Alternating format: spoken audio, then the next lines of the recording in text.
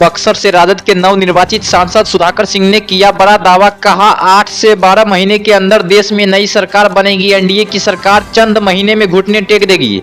चलाने का प्रयास भारतीय जनता पार्टी के द्वारा किया जा रहा है। आने वाले वक्त में 8 से 12 महीने के भीतर इस देश में नई सरकार बनेगी। यह आपको चौंकाएगा नहीं। इस मंच से मैं कह रहा हूं, दुर्गावती के मंच से सैकड़ों फेसबुक और डिश लोगों कैद कर रहे हैं मेरे भाषण को। याद रखिएगा कि मैंने क्या कहा।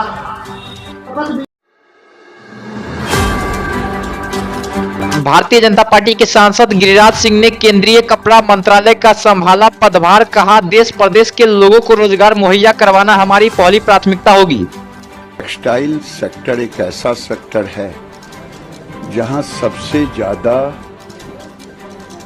नौकरी देने वाला सेक्टर है।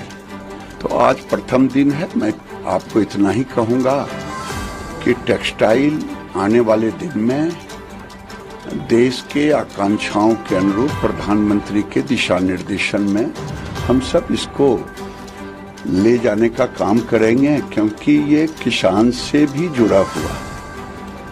और अब मैन मेड टेक्सटाइल भी अब दुनिया के अंदर आ गया है। तो मैं समझता हूं कि ये टेक्सटाइल सेक्टर अभी भी और आगे भी एक बहुत बड़ा लोगों को रोजगार देने का अवसर।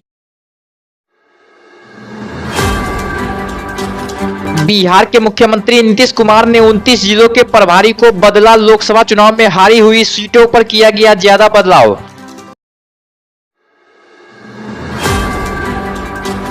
लोकसभा चुनाव खत्म होने के बाद लालू यादव की बेटी रोहिणी आचार्य सिंगापुर के लिए हुई रवाना। कही 10 दिन के लिए अपने बच्चों से मिलने जा रही हूँ, फिर वापस आकर सारण की जनता के बीच रहेंगे।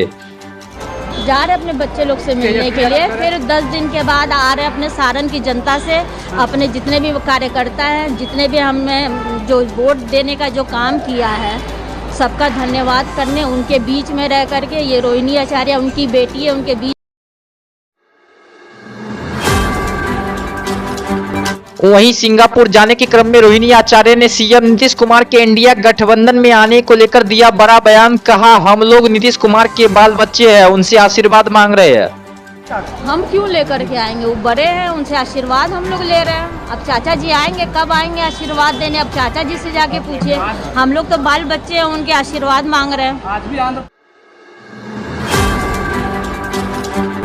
वहीं रोहिणी आचार्य ने नरेंद्र मोदी सरकार के मंत्रिमंडल गठन पर भी बोला हमला। कहा मंत्रिमंडल तो बन गया, लेकिन बिहार को फिर झुंझुना थमा दिया गया।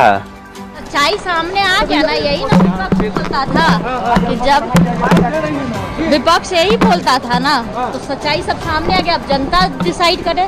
जनता से इन्होंने कितना सारा वादा किया था, झूठे वादे किए थे, क्या हुआ? ठन गोपाल बना दिया ना, फिर से जनता को कुछ नहीं दिया बिहार को। तेजस्वी करे झुनझुना थमा दिया गया है। तो सही बात बोल रहे हैं ना। ये तो बिहार की जनता भी बोल रही है कि हम लोग को झुनझुना पकड़ा दिया गया। आकर के चुनाव में फिर से झांसा दे करके गए थे, फिर से वही झांसाबाजी, जुमलाबाजी हो गया। बिहार में भीषण गर्मी का कहर जारी। आपदा जैसे हो चुके हैं हालात। सीएम नीतीश कुमार ने तमाम विभागों को अलर्ट रहने का दिया निर्देश। सीएम नीतीश कुमार ने भीषण गर्मी की आपदाजनक स्थिति को देखते हुए आपदा प्रबंधन विभाग और सभी जिलाधिकारियों को समुचित कार्रवाई करने का दिया निर्देश। पूरे प्रदेश में निर्बाध बिजली आपूर्ति सुनिश्चित करने और अस्पतालों को अलर्ट रखने को कहा।